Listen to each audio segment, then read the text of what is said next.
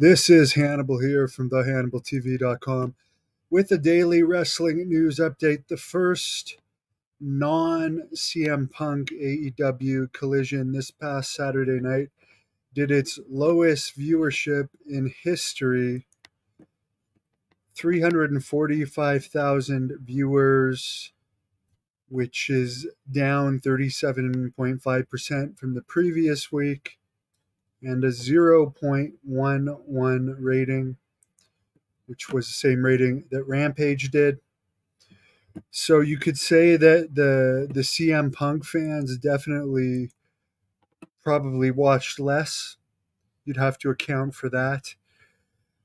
Could they develop new fans for that show with the addition of Bryan Danielson, who was unadvertised, appearing? Maybe if they hire Edge and make Edge a regular on that show, maybe it could get back up. But probably for the people that were watching that show, for like him or hate him, Punk has a contingency of fans that only watch for him.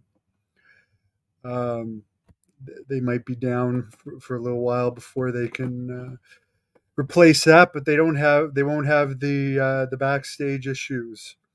On the bright side, as far as other companies that are interested in them, apparently EC3, the new NWA champion, is a fan of Punk and thinks that he would be a game changer for NWA. Of course, Billy Corgan's a multi millionaire. He could afford Punk,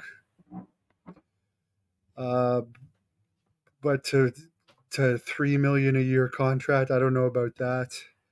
Maybe to a deal for a series of events, or maybe if CM Punk was an NWA fan, he'd be willing to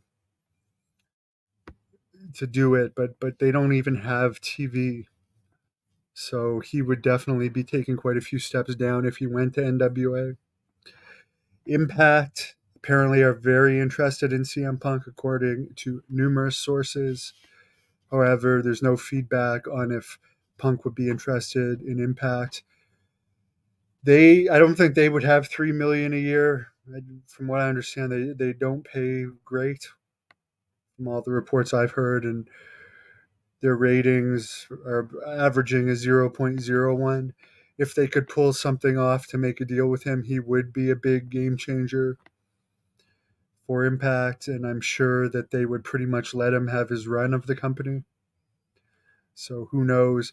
I mean, we did hear that Impact wanted Braun Strowman at one point when he was a free agent, but they couldn't make that deal happen. They haven't really had a big star in that company for a long time, other than the talent exchanges that they did over the years with AEW. Mind you, who knows the interaction that Don Callis had with CM Punk backstage at AEW, and Callis used to be co-president of Impact with Scott D'Amore, who still is president there. So who knows? I hope that he does show up in one of those lower companies, to be honest, because it would be nice to have uh, higher profile for more of the lower companies, and maybe get the pay up for everyone if the companies did better. Gable Stevenson, the Olympic champion at heavyweight, the WWE has had under contract for a while, who was actually booed in his recent NWA match against Baron Corbin, has pulled out of the amateur wrestling world championships in Belgrade, Serbia this month. So take that as for whatever you want to take it as, but he's not doing them.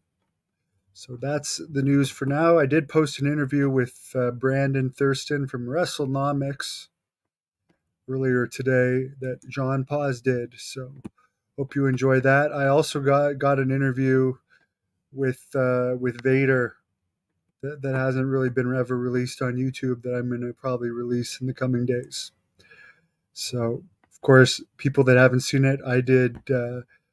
I'm biased, but I'll say Vader's greatest shoot interview ever, back in 2016, December 2016.